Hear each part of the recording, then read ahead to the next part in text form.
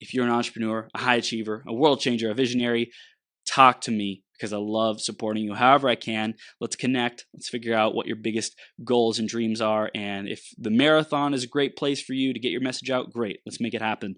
If I can connect you with another guest or awesome human being on the show, great. Let's make it happen. If I can serve you by getting your message out through coaching, through starting your own podcast, great. Let's make it happen. I'm here for you. I love you.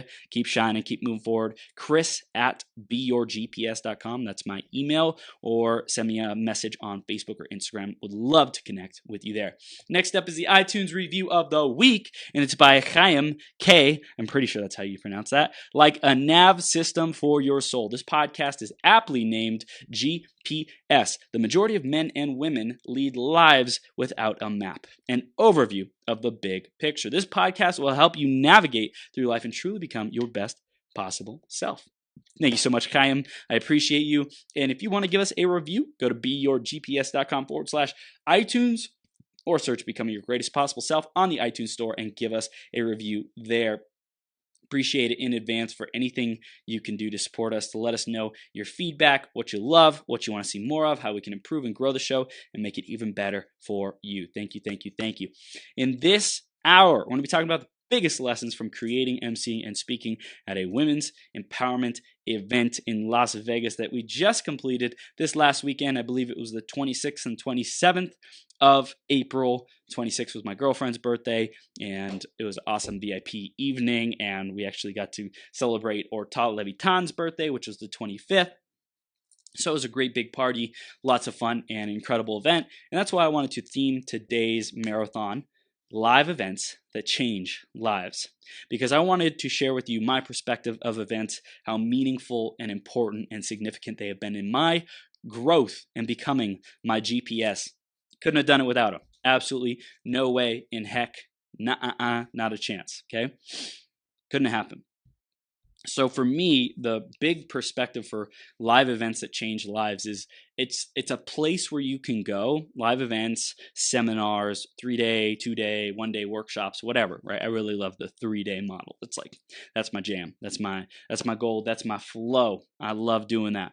So in those 3-day events, I love it because there's just this cornucopia, this variety of experiences, connections, new learnings, awarenesses, ahas, processes, exercises. It's just like, it's like going to Disneyland for me. A 3-day event is like going to freaking Disneyland. It's even better. It's even better than Disneyland because self-growth and personal growth for me is more valuable. It's more fun. It's more exciting. It's more meaningful and important. So I would trade a 3-day stay at Disneyland for basically any 3-day seminar, hands down, any day of the week, right? Like I love events.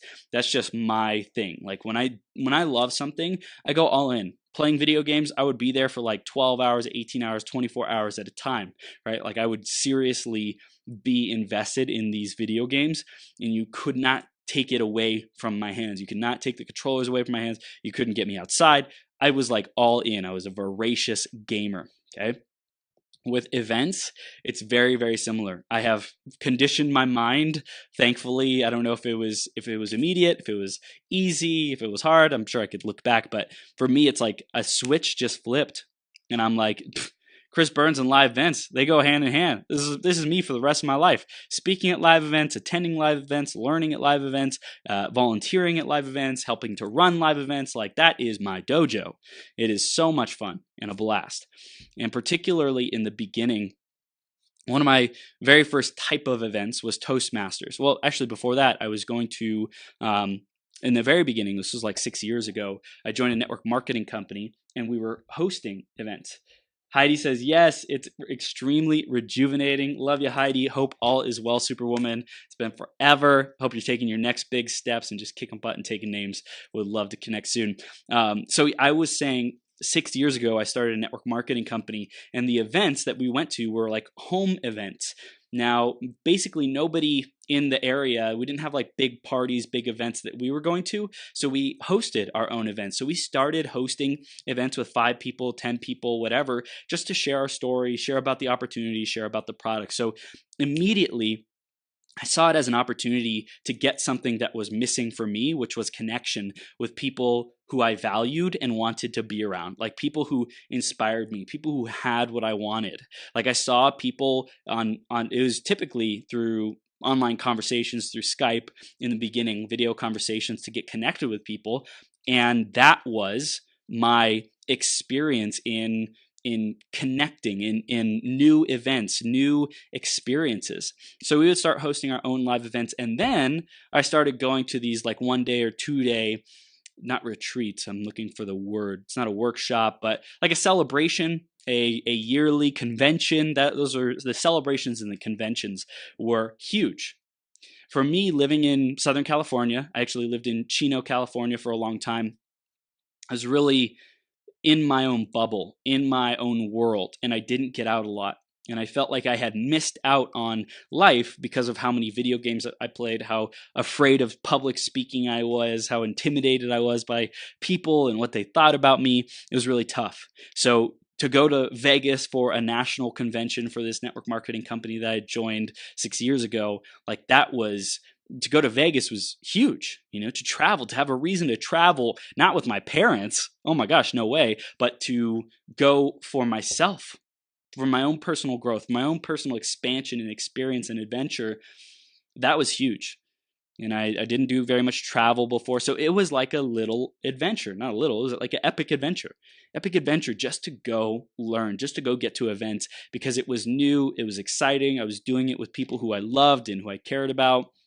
And it was for a bigger, higher purpose of growth, of expansion, and becoming our greatest possible self. So, like for me, my three core values are joy, love, and transcendence. Transcendence, aka growth. Like those are my big three. So there was definitely a lot of joy and like new adventure and excitement. There's a ton of love because I got to be with the people who I wanted, connect with new people, have incredible conversations, and then growth and transcendence. That was the whole purpose is like you're going there to grow, you're going there to expand, to become an even better version of yourself than before you started the event.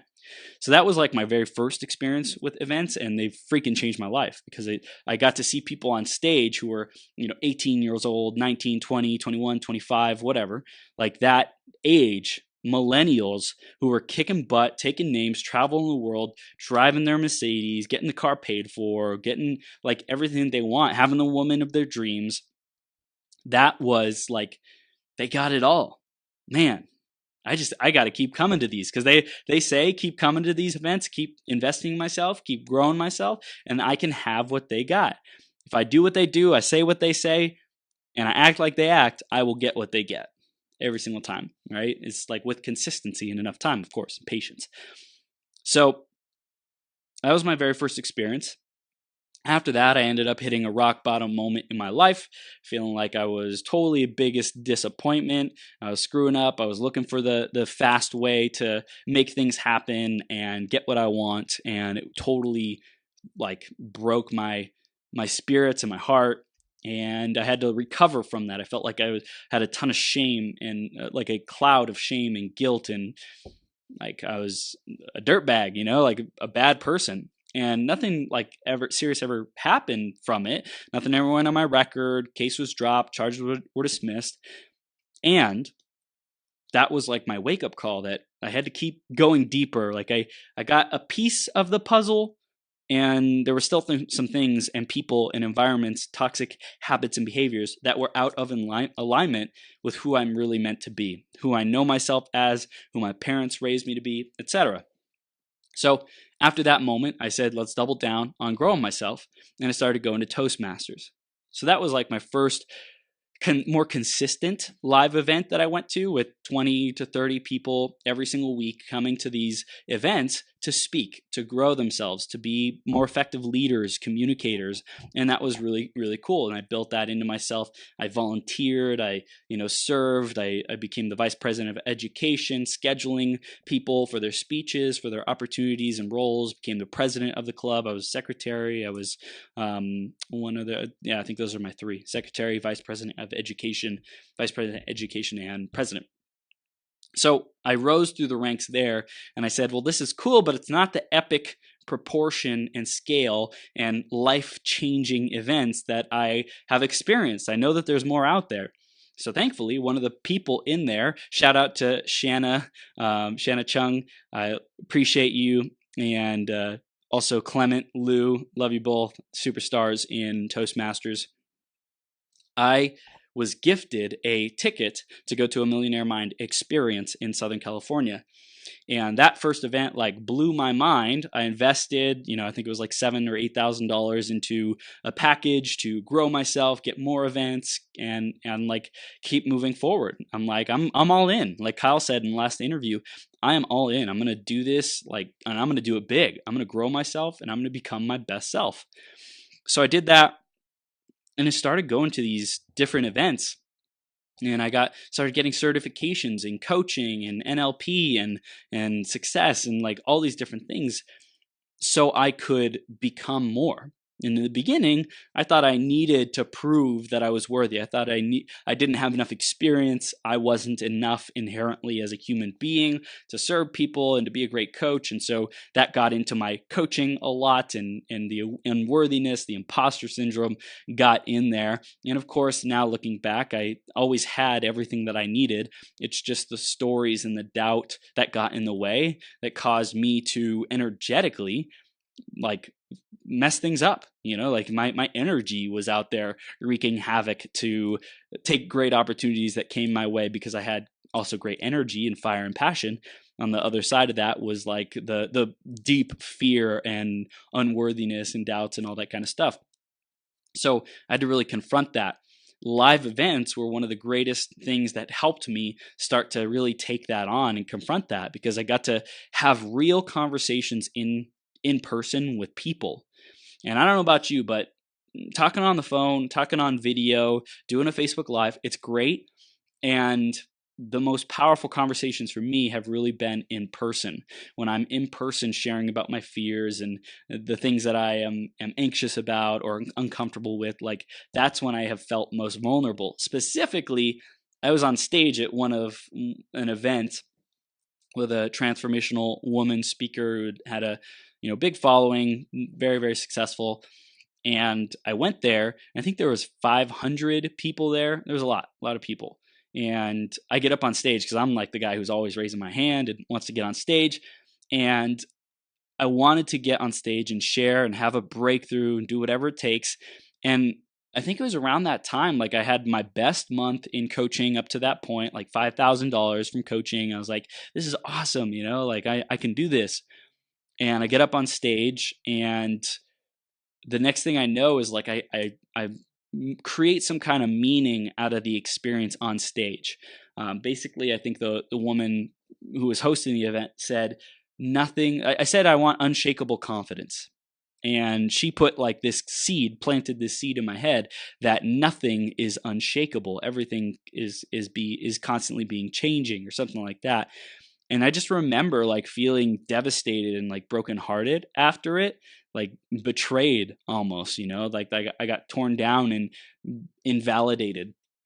And maybe that didn't happen. Maybe it's completely all like how I made it up and how I interpreted it or whatever. But that's like the energy. I even to this day, I still feel like some residual of that energy. Like I got up there and I said, I'm gonna kick ass, take names, and say I have an unshakable foundation, or I'm creating that. And then the next thing I know is like nothing is certain, nothing is unshakable, and I just saw my success plummet.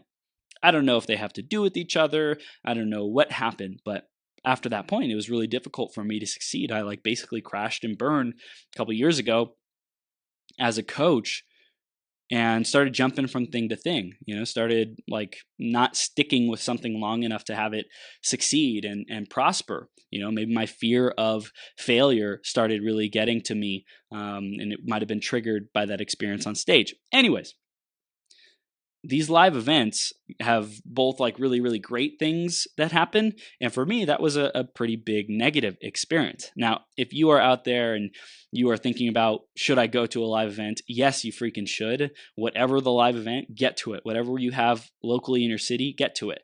It's going to give you some perspective. If you've never been, go to one. I would look up some reviews first and just give yourself an idea of what to expect or anticipate.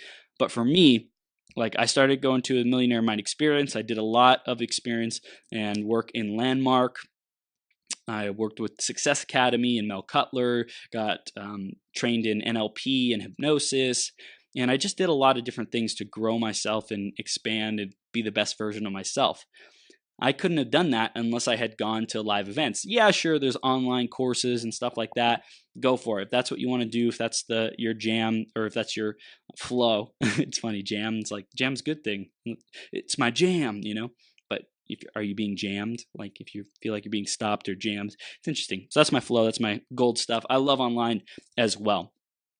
And I coach a lot of our clients online with Burn Up Coaching and Becoming Your Greatest Possible Self, just because it's efficient and effective and cost effective. So do what you can with what you got. And live events specifically that change lives is the reason why I wanted to share today. And my life has been changed and transformed time and time again because of being in the crucible, going through those processes, being in the same room as millionaires, as world changers, as people who I respect and admire, and getting to have conversations with them. That's like really, I wouldn't be who I am today without that, without people seeing me at live events. Like I really shine and come alive in live events. When I'm somewhere, like I make the freaking most out of that experience. Like it is go time. It's all hands on deck. Chris is on fire, in a good way.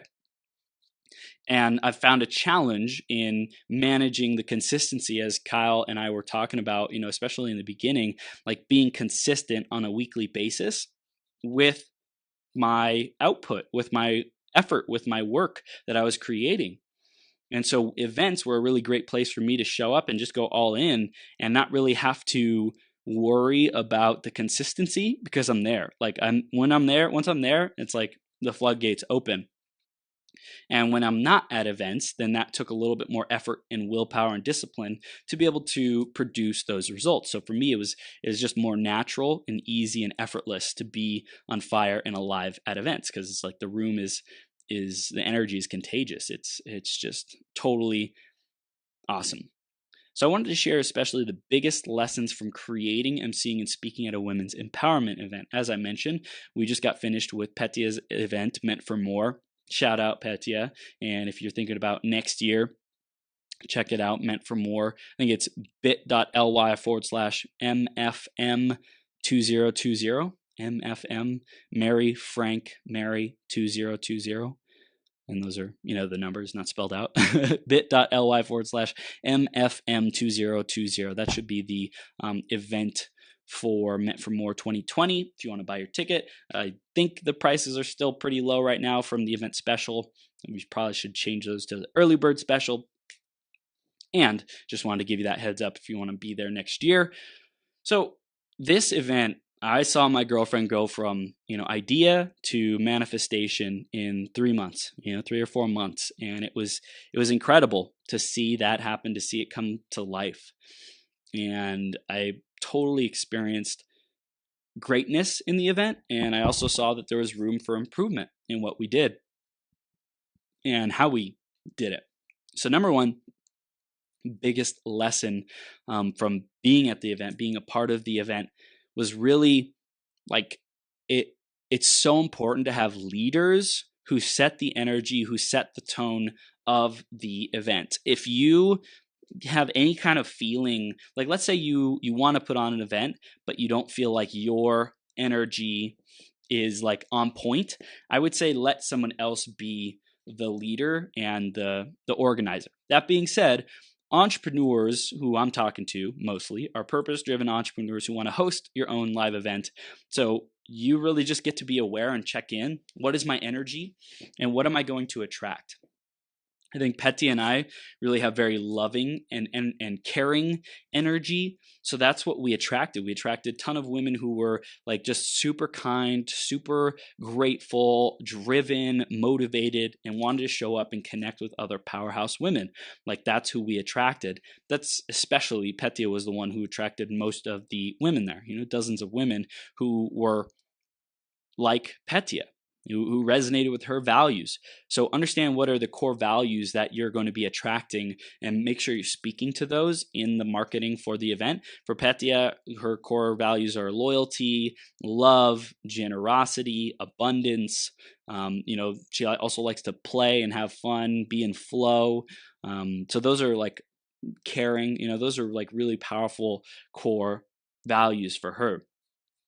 For me, it's more of like growth, like I said, growth, love, and transcendence, joy. Those are my big ones. So that's what I brought. I was really directive with the audience, speaking and being the MC, because I knew that's what they needed. There was plenty of feminine flow energy. Petya just wants to show up and be in her flow. Petya just wants to like enjoy her experience there. So I wanted to provide more direction, more intensity, so that these women could get both the experience. They could feel held and loved and supported, and know that they matter, and also to feel like a sense of urgency, a sense of intensity, to be able to create their greatest possible life, to have a transformation, to have a breakthrough. And Heidi says, how do you bring your spirit back up from that? Heidi, what do you mean specifically? I probably didn't look at that when it was posted. How do I bring my spirit back up from what specifically? I'm happy to answer. So with the event, it's important to have both of those energies in people who are like big parts of the event. So Ortal was one of the other organizers, quote unquote, of the event. It was Petya and Ortal's event, and then I was kind of just there supporting. And when it came to the actual event, I ended up playing a lot more of a role as the MC and helping Petya to organize the event and stuff like that. Like I was really there as a backbone for her, and involved and engaged with a lot of the people, the attendees, and the event processes that were going on. So, I really stepped up in a big way. Ortal was also like very business and strategy minded and like logical. So she definitely could have brought a lot of that energy as well. She definitely did in her speaking and communication. And as far as like the event and setting the tone of the event, I would say that Petya and I had a bigger influence on that. So know what is the energy that the speakers and MC and leaders will be bringing to your event. I've seen events before where there was MCs, and the MCs, it wasn't their priority to keep energy up. It was more so their priority just to like introduce the speakers and keep the event from stopping. Keep it going. Just keep the event going. For me, that's not the intention. The intention is to keep people engaged, keep people alive, keep people inspired, keep people moving, keep them guessing what is going to come next, keep them present in the moment and like on the edge of their seat. And if I didn't do that, then they wouldn't have got as much out of the event, because it takes, for people to pay attention, it takes having them expect the unexpected. And when they get to the point where it's fun to expect the unexpected, that's when they're really paying attention and engaged in the event. So one thing I noticed at the event is some of the speakers, they didn't interact with the audience as much, like get them to raise their hand, get them to share their responses, share with each other, whatever it might be. And I noticed that that's okay. I think everyone has their own style. Some people just want to talk with the audience and not really have them adjust themselves. And I think for events, it's really important that we break up the pattern, we break up the whatever is happening. If a speaker is talking for, let's say, 30 or 45 minutes, that going on for that long without getting people to raise their hand, without getting people to share or change their state or anything like that, they're kind of just, they go into this hypnosis. And it's like a trance, but it's not an engaged trance. It's more of like, I'm in trance, some of this stuff is landing. It might be reaching the subconscious level at a deeper level. I don't know. I think I'm going to scratch that. It definitely does not reach the subconscious at a deeper level, because what does reach the subconscious at the deepest level is interaction, is repetition, is getting people to raise their energy. Because if they're sitting there and someone's talking at them or with them the whole time, and they don't really do anything or change, they kind of just go into this, okay, I'm supposed to receive this, I'm supposed to take notes on this. It's a very, like, taking notes is better than not taking notes, but if they're just sitting there and listening to a speaker talking, then that's not as effective. So I really want to encourage you, in the events that you go to, if you host them or if you're a part of them, whatever, number one, get the speakers or the MC to really cause the participants to interact with the information, get them to share. Two of the big things that we did at the event with Petya, two times that we did it, is break them into groups of 4 and have them partner share. Okay, so a lot of events won't do that. A lot of events won't break people up into groups and get them to interact with each other. For me, I've found that it's great to have your own process, write down your own answers, discover what your perspective is, but it's like 10 times better when you have to communicate that with someone else. When you get to teach someone what you learned, when you get to listen to someone else what they learned and expand your field of possibilities and awareness. Heidi said, when you said you had a negative experience on stage. So how do I bring my spirit back up from that? I think at the time it wasn't that impactful. Like I felt like disappointed and betrayed, like after the fact. I think I was like too naive and in the moment, like, oh my gosh, I got to get up on stage. There was an adrenaline rush, but I felt like the lingering after effect of that after it happened. So for me, it was really important just to like be grateful that I got to have an experience with her, and to continuously remind myself that she was doing the very best that she could, speaking on the stage and facilitating me through a breakthrough. She was doing the best that she could, and I get to have grace and compassion for her and not like blame her for what I felt like stuck with me and really hurt me and didn't have the intended and desired effect.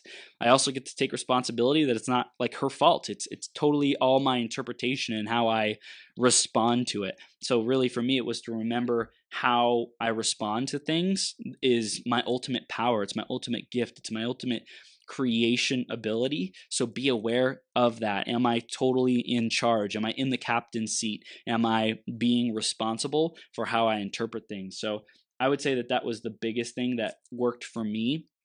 When I have a negative experience, like, I just keep showing up, because like I want to keep growing. If I have one bad experience with one person, hey, it's a bad experience. Like, life is full of some pretty crappy experiences at times.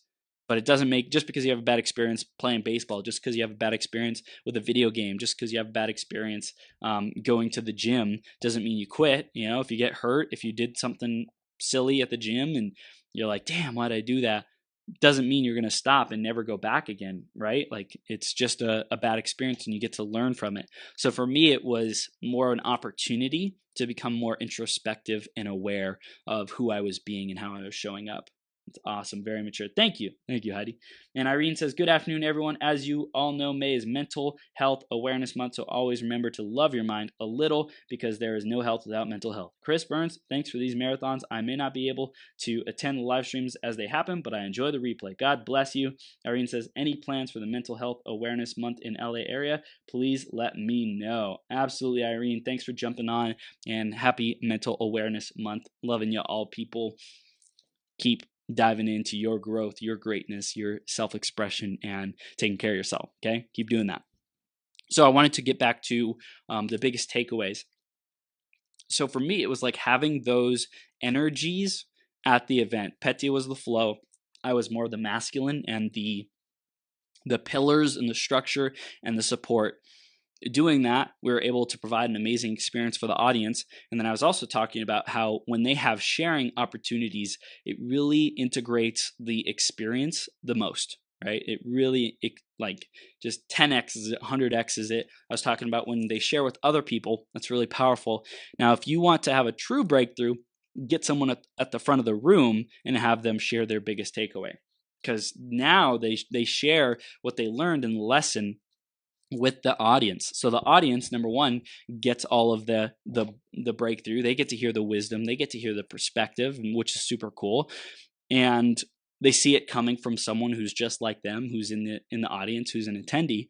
And number two, the person sharing it, who's sharing that breakthrough, it will integrate into their being, into their philosophy and paradigm even more, because they just shared it in front of like 40, 50, 100, 500 people, whatever the amount is.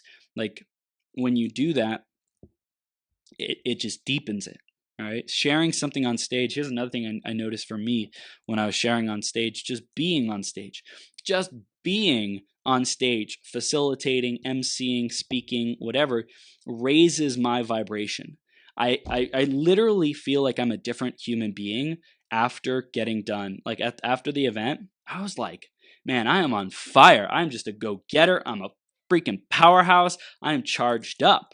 Like I just feel powerful, because how I related to myself and how other people related to me at the event is Chris Burns is dynamic. He's fun. He has a ton of energy. He's powerful, and he's fun. I already said fun. He's just a great entertainer, great showman, educating people on some really cool stuff.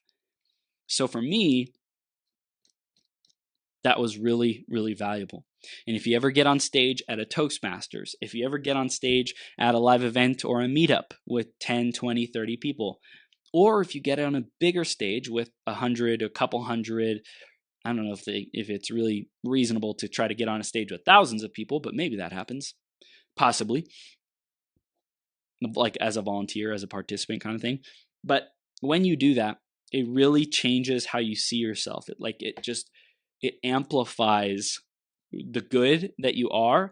If you have a bad experience, it'll totally amplify that. And most likely you're going to get up there. It's going to be difficult, especially in the beginning. Heidi, one thing that I had to break through is my fear of being on the stage at all. Like any kind of spotlight, any kind of people judging me, people's eyes on me, people's attention. Like I was super afraid of that in the beginning.